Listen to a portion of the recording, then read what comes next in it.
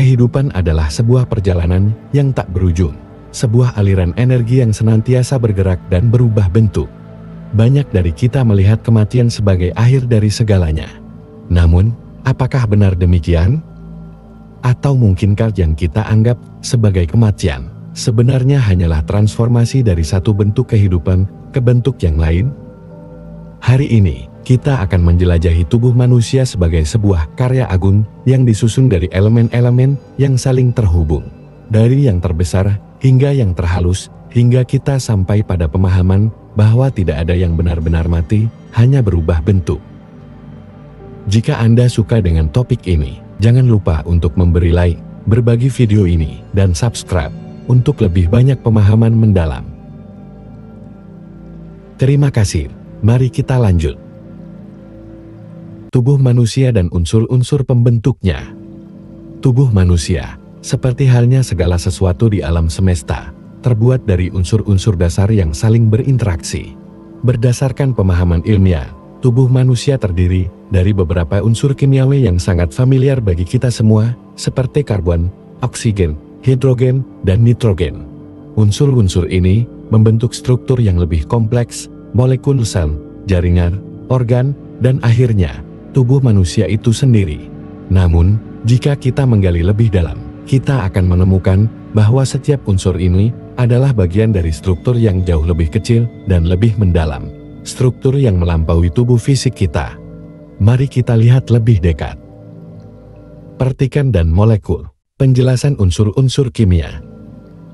Tubuh kita mayoritas tersusun dari air, yang terdiri dari molekul H2O, 2 atom hidrogen dan 1 atom oksigen. Molekul-molekul air ini membentuk struktur yang sangat penting untuk mendukung kehidupan. Selain air, tubuh kita juga terdiri dari karbohidrat, protein, lipid, dan asam nukleat, yang semuanya tersusun dari unsur-unsur seperti karbon, hidrogen, oksigen, nitrogen, dan fosfor. Setiap molekul ini memiliki struktur yang sangat spesifik, memungkinkan mereka untuk bekerja secara harmonis di dalam tubuh kita, dari mendukung proses metabolisme hingga menjaga kesehatan sel. Semua ini bekerja dalam sistem yang sangat terorganisir, yang pada akhirnya membentuk tubuh fisik kita. Sel, jaringan, dan organ. Transformasi yang lebih kompleks. Setiap molekul ini membentuk sel, yang merupakan unit dasar kehidupan. Dalam tubuh manusia, ada triliunan sel yang membentuk jaringan dan organ.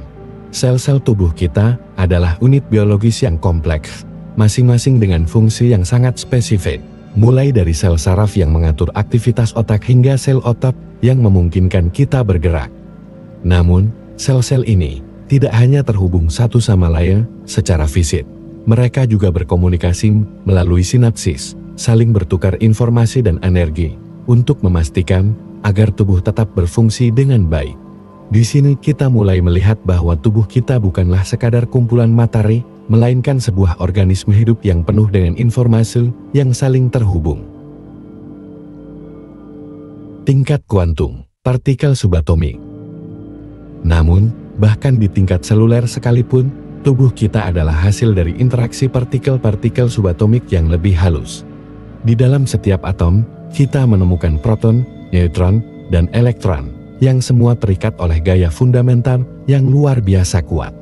Di balik itu, di dalam inti atom, ada lagi entitas yang lebih kecil, quark.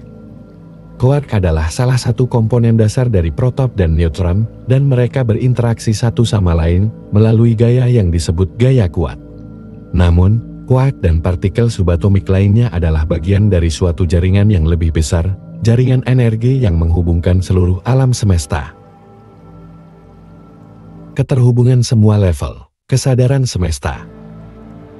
Apa yang menarik adalah bahwa bahkan partikel yang terkecil sekalipun, quark, elektron, dan lainnya, berhubungan dalam jaringan energi yang lebih besar.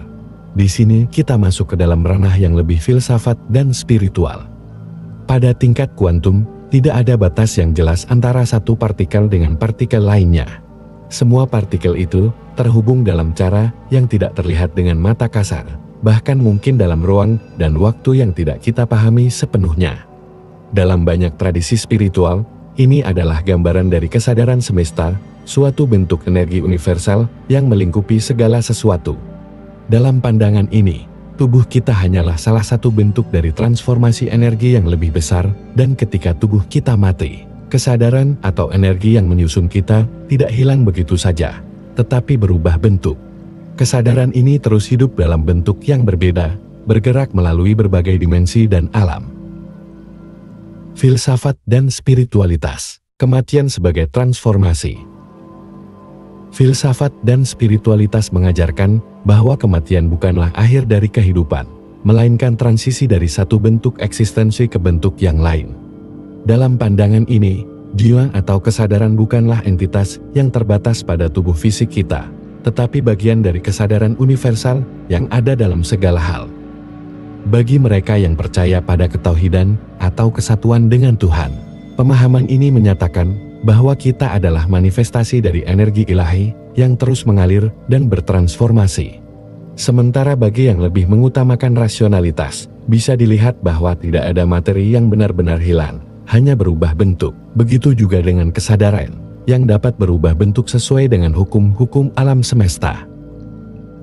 Konklusi, tidak ada kematian, hanya transformasi. Dengan demikian, kita mulai memahami bahwa kematian bukanlah akhir yang menakutkan. Sebaliknya, kematian adalah transformasi, proses alami di mana energi dan kesadaran kita berpindah dari satu bentuk ke bentuk lainnya. Tidak ada yang hilang, hanya berubah. Tubuh kita mungkin akan kembali ke bumi dalam bentuk unsur-unsur yang membentuknya. Tetapi energi, kesadaran, dan informasi yang ada di dalamnya tidak pernah benar-benar mati. Ia bertransformasi, berpindah, dan berlanjut dalam bentuk yang lebih halus, lebih tinggi, lebih luas. Seperti bagian dari kesadaran semesta yang meliputi segalanya. Alam semesta yang berputar, matahari terbit. Kehidupan ini adalah perjalanan tanpa akhir, perjalanan energi, perjalanan kesadaran, perjalanan transformasi. Dari yang terbesar hingga yang terkecil, dari tubuh fisik kita hingga energi yang lebih halus, semuanya terhubung dalam jaringan yang lebih besar. Kita tidak pernah benar-benar mati.